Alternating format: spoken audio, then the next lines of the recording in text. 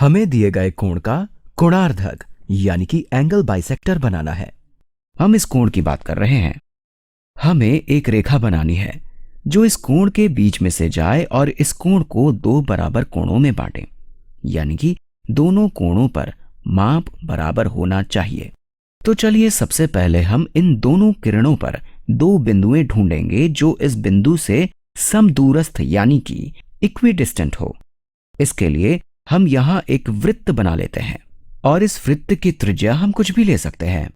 जहां पर भी ये वृत्त और किरणें प्रतिच्छेद यानी कि इंटरसेक्ट होंगी, वहां मैं एक बिंदु बना दूंगा। तो हम यहां और यहां पर बिंदु बना सकते हैं।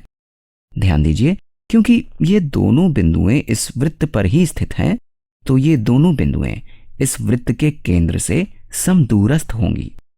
अब मैं यहां एक रेखा बनाना चाहता हूं जो इन दोनों बिंदुओं से समदूरस्थ हो। हमने पहले भी यह किया है जब हमने रेखा का लंब समद्विभाजक बनाया था। चलिए इसे करते हैं। पहले हम एक प्रकार यानी कि कंपास ले लेते हैं। सबसे पहले मैं इस बिंदु पर केंद्रित एक वृत्त बनाऊंगा जिसकी त्रिज्या यानी कि रेडियस इस बिंदु और इस बिंदु के बीच की दूरी के बराबर होगा। और उसी प्रकार मैं इस बिंदु पर केंद्रित एक वृत्त बनाऊंगा जिसकी त्रिज्या इस बिंदु और इस बिंदु के बीच की दूरी के बराबर होगा।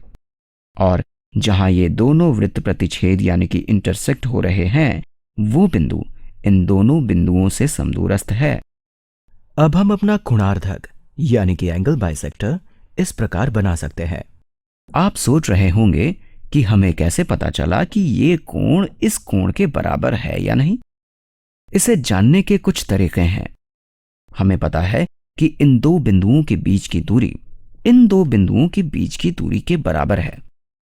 इस प्रकार इन दो बिंदुओं के बीच की दूरी इन दो बिंदुओं के बीच की दूरी के बराबर है और ये रेखा इन दोनों त्रिभुजों का हिस्सा है। तो अगर आप इस बिंदु और इस बिंदु को देखें तो ये एक त्रिभुज बन रहा है।